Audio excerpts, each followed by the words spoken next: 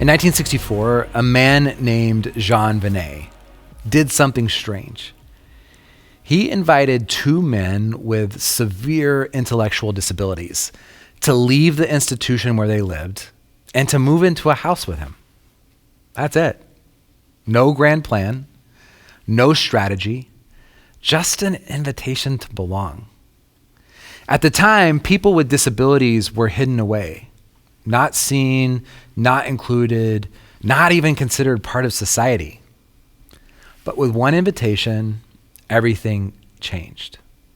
That house became La Arche, a worldwide movement where people with and without disabilities lived together, sharing meals, friendship, and purpose.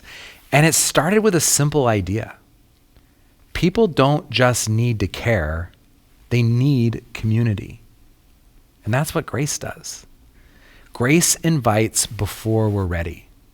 Grace welcomes before we're acceptable. Grace throws a party for people the world forgets. Now, Matthew was a tax collector, a man no one wanted to eat with, and yet Jesus saw him, called him, and sat at his table. And the religious leaders, they couldn't handle it. Why does your teacher eat with tax collectors and sinners? Because grace disrupts expectations. Grace says everything belongs before they have a chance to prove themselves. Grace creates community where none existed before. Grace sees the outcast and says, you're invited too. So where is grace calling you to invite? If grace is real, then who's missing from the table? Today, invite someone into your life that you normally wouldn't. Maybe it's a coworker you avoid. Maybe it's a neighbor you don't know well. Maybe it's someone on the margins of your social circle. Invite them to lunch, to a conversation, to a moment of connection.